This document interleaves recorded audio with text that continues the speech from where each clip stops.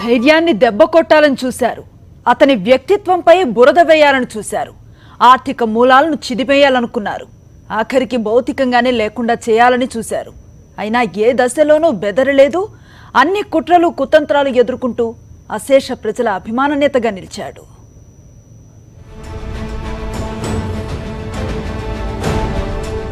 YS Jagan రాజకీయాల్లో అడుగేసిన క్షణం నుంచే తనదైన విలక్షణ శైలితో నడవడం మొదలుపెట్టాడు. బహుశా రక్తంలో ఇంకిన తండ్రి వారసత్వమేమో. రాజకీయ పదవుల కన్నా ప్రజల గుండెల్లో చోటే గొప్ప అన్న మనస్తత్వం నాటుకుపోయింది.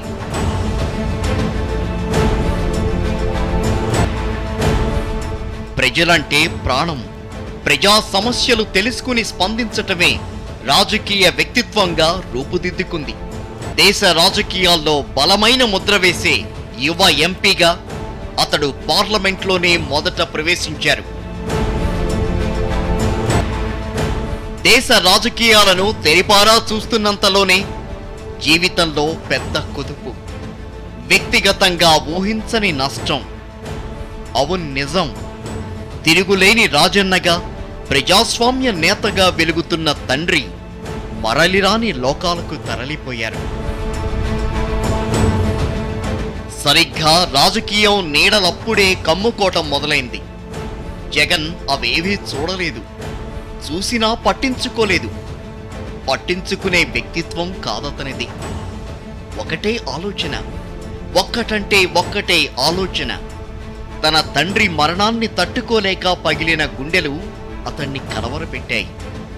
నాన్న కోసం ప్రాణాలొదిలిన ప్రతి వ్యక్తి కుటుంబాన్ని ఓదార్చాలని ఆ యువకుడి పెద్ద మనసు ఆలోచించింది.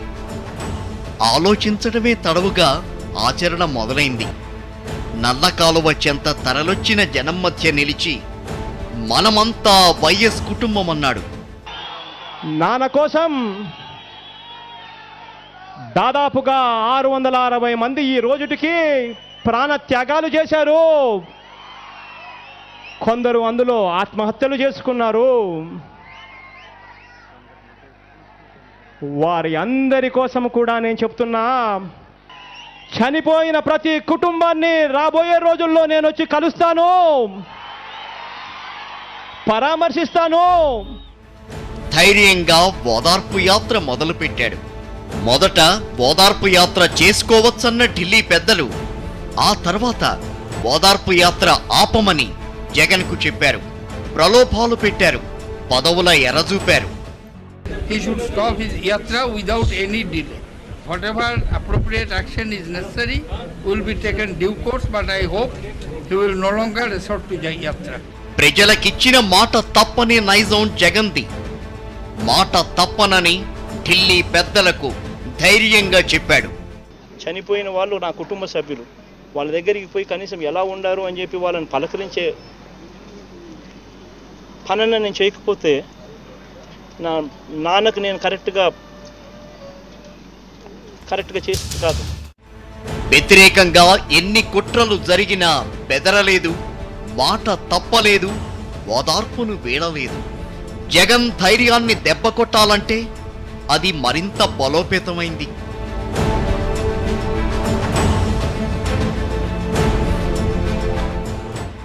ఆ తర్వాత చీకటి మాటు రాజకీయాలు కుమ్మక్కై నేరారోపణలు చేసి వ్యక్తిత్వాన్ని దెబ్బ కొట్టాలనుకుంటే అది మరింతగా ఎవరెస్ట్ శిఖరమంతగా ఎదిగిపోయింది. నిర్బంధించారు, అయినా బెదరలేదు. బహుశా నా కాళ్ళ కొడతారేమో వీళ్ళు, బహుశా నా వెన్నెముక కూడా విరగొడతారేమో వీళ్ళు, నాకు తెలీదు. కానీ ఒక్కటైతే నేను చెప్తున్నా, ఏమి చేసినా కూడా మళ్ళీ కెరటంలో పైకి లేస్తారని మటుకు ఖచ్చితంగా చెప్తున్నా, నేను వాళ్ళని చెప్తున్నా. మరోవైపు ఆర్థిక మూలాలపైన దాడి చేశారు. వ్యవస్థలన్నింటినీ ఉపయోగించుకుని జగన్ను నిర్వీర్యుణ్ణి చెయ్యాలనుకున్నారు. రాజీ పడలేదతను, తల వంచలేదు. చీకటి రాజకీయాలు నడపలేదు. కుటిల రాజకీయాలు కటకటాల వెనక్కి పంపినా అతడు చెక్కు చెదరలేదు. అవసరార్థ రాజకీయాలు నడపాలనుకోలేదు. ప్రజల కోసం జెండా ఎత్తాడు. వైఎస్ఆర్ జెండాగా ఎత్తిపట్టాడు. మాట తప్పకూడదన్న సిద్ధాంతం నుంచే వైఎస్ఆర్సీపీ పార్టీ పుట్టింది. కుళ్ళిపోయిన రాజకీయ వ్యవస్థను మార్చేయాలనే సంకల్పమే బలంగా ఎదిగింది. జనం పార్టీగా తిరుగులేని శక్తిగా రూపుదాల్చింది. 2014లో స్వల్ప ఓట్ల తేడాతో అధికారానికి దూరమైనా కుంగిపోలేదు. తిరిగి పార్టీలో ఉత్సాహాన్ని నింపాడు. ప్రత్యేక హోదా దగ్గర నుంచి పోలవరం దాకా, కరవు సీమ నుంచి కన్నీటి శ్రీకాకుళం దాకా ప్రజల గొంతుకై నిలిచాడు వైఎస్ జగన్.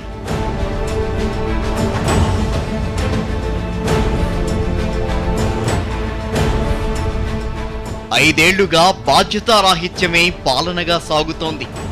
ప్రజలంటే పట్టింపు లేని నిరంకుశత్వమే సాగుతోంది. హామీల పేరిట ప్రజలను మభ్యపెట్టిన పచ్చ పాలనను పాదయాత్రలో నిత్యం నిలదీశాడు. 13 జిల్లాల్లోని ప్రజలను నేరుగా కలుసుకున్నాడు.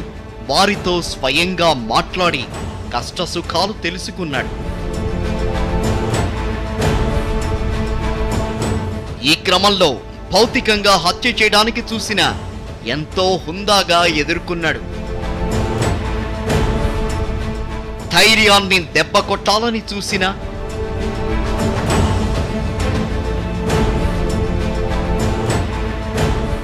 వ్యక్తిత్వంపై బురద జల్లాలని ప్రయత్నించిన,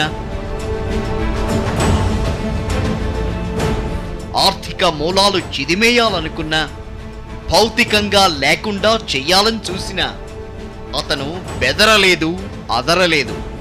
అతను వైఎస్ఆర్ వారసుడు, ప్రజల మనసు గెలుచుకున్న జననేత.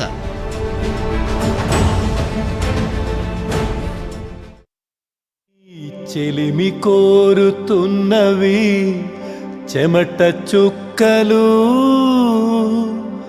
నీ సాయం అడుగుతున్నవి కూలి చేతులు.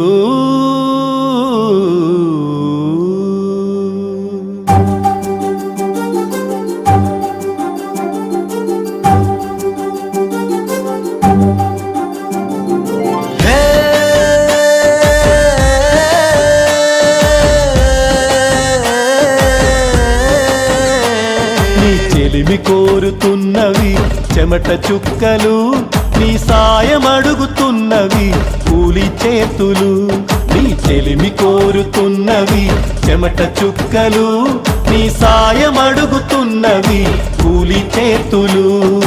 నిన్ను పిలుస్తున్నవి కోట్ల గొంతులు, ఈ సేవ కోరుతున్నవి తెలుగింటి పల్లెలు. జగనన్నా నువ్వే మారథ సారథి, ప్రజాసేవలో రాజన్న జన్మ పెన్నిధి. జగనన్నా నువ్వే మారథ సారథి, ప్రజాసేవలో రాజన్న జన్మ పెన్నిధి.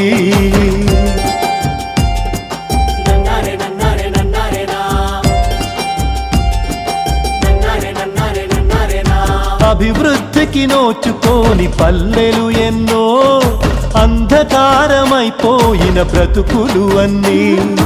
నిరుద్యోగం అనుభవించే నేటి యువకులు, ఈ పాలన వద్దని అంటున్న వృద్ధులు.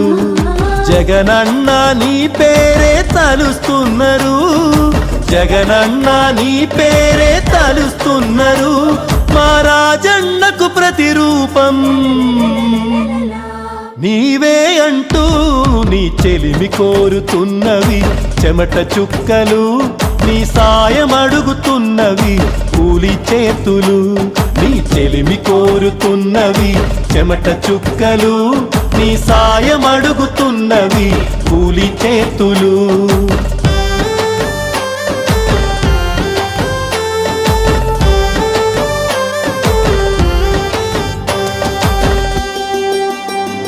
రుణమాఫీకి నోచుకోని ఆడపడుచులు, అప్పుల బాధలు వీడని అన్నదాతలు, ఆక్రమణకు గురైన అమరావతి భూమి, అడుగు ముందుకేయని అసెంబ్లీ హామీ, జగనన్న నిను రమ్మని పిలుస్తున్నవి, జగనన్న నిను రమ్మని పిలుస్తున్నవి, ఈ తెలుగు తల్లి రక్షణకై